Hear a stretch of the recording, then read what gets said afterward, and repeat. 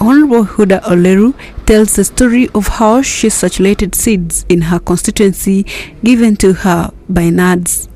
I want to give you experience. Last year, I took sweet, especially maize seed and beans, to the farmers, and through NADS, almost 80% of the seed did not germinate. I was even being harassed by my farmers. Why did you bring for us a seed that cannot germinate? But I didn't know that it would not germinate. Huda says the problem of fake seeds in the Ugandan market is something that should be addressed as soon as possible. Seed in this country has been a mess, a very big mess, especially for our farmers. In this country, we have so-called seed companies, or people who are dealing with seed, those who just go to the farm and collect the grains. They just come and get a food color and make the greens look either yellow or red. Then they sell it expensively for the farmers. Then at the end, it is the farmers who are in a loss. The circulation of fake seeds in the markets is not only a stumbling block to Ugandan's agriculture sector, but also demoralization for farmers venturing into agribusiness.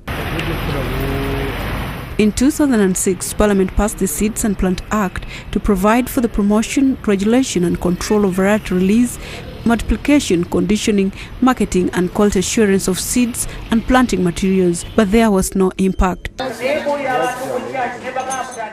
8 years down the road, many seed companies and individuals still package grains disguised as seeds and sell them to unsuspecting farmers at a very high cost. Dr. Robert Karieja, Commissioner Crop Inspection and Certification, observed that the inability of the country to meet the 30,000 metric tons of seed demanded is partly responsible for the increase in fake seeds. Currently, the country supplies 10,000 tons through 25 licensed companies monitored by the Ministry of Agriculture. Uganda actually needs like 30,000 metric tons of seed annually. And what is supplied is only 10,000. Karieja disclosed that the Ministry of Agriculture is diverting resources to increase the availability of the foundation seed. Now we are diverting resources actually to research such that we can have more of this foundation seed, because it's the one that ends up becoming certified seed and then improving that formal seed supply system. Local seed breeders and sellers also share the same challenge about the issue and the question of fake seeds in the market.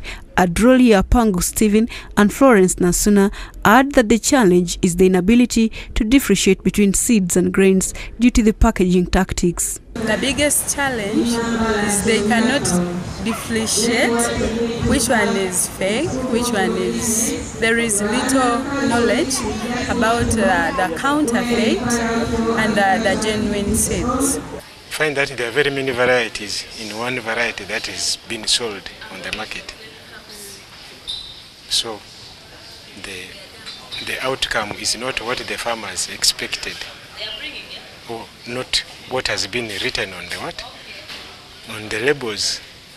But to get good yields, the breeders recommend that farmers follow planting guidelines according to specific variety and the quality of soil.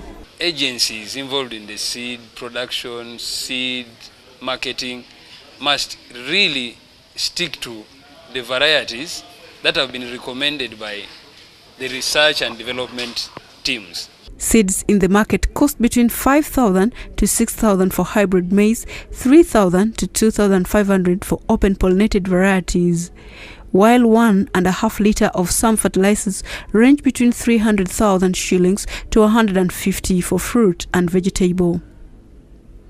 Some non-governmental agencies have now started community seed banks to enable farmers keep the informal or traditional seed for the future.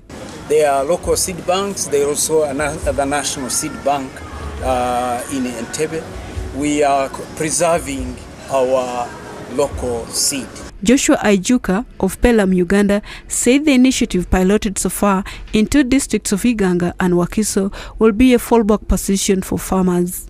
From civil society organizations, they are trained on seed management. How do you select the good quality seed? How do you multiply it? How do you store it?